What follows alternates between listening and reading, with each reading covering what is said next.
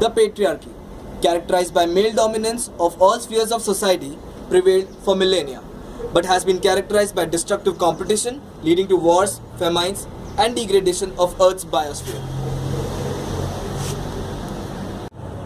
In spite of the best efforts of the Zon sisterhood, the Earth's biosphere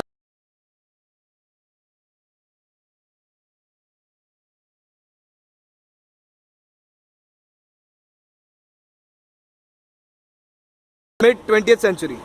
Within the next century, males died out, leading to the establishment of Zon sisterhood. Hail the Zon sisterhood! Zon constructed huge starships and selected their best and brightest to emigrate in search of other life-sustaining planets. However, the starship crash-landed on an Earth-like planet called as the new Eartha.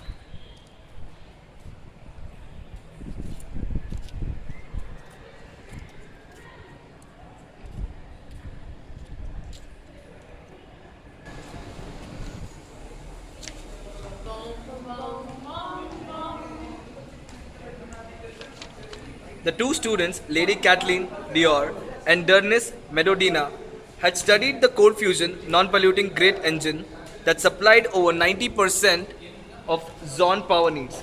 In the course of their research, they had identified some anomalies that they interpreted as signs of potential catastrophic malfunction. The great engine was the principal source of Zon power and the basis for all its civilization. So, their report was treated with utmost seriousness.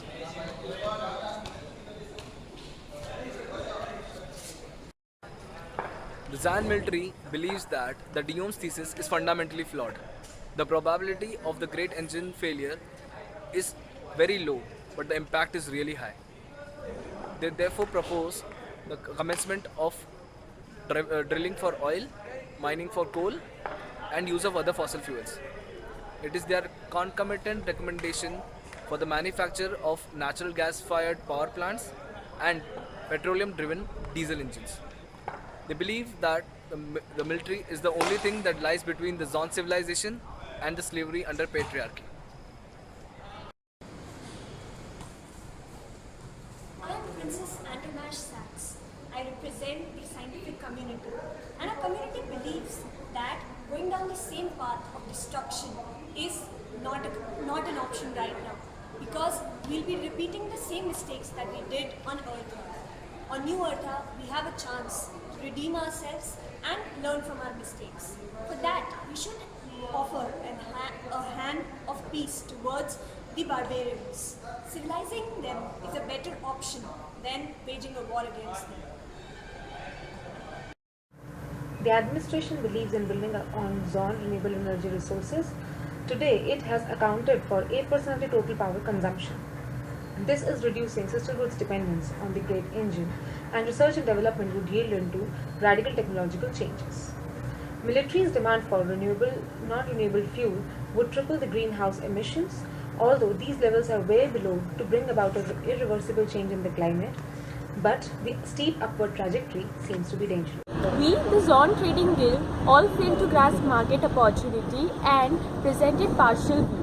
Also, the power production could be increased if they invested in fossil fuels, and they can save exchequer over 5 billion. Silver talents per year if the generation cost was reduced.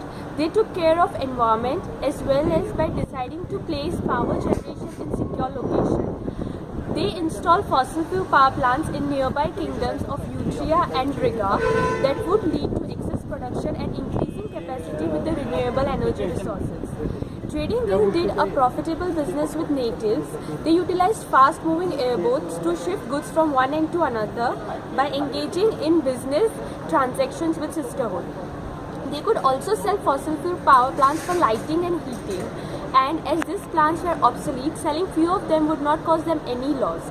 And at the end, both Trading Guild and sisterhood would be at the profit as the government would increase the tax revenue.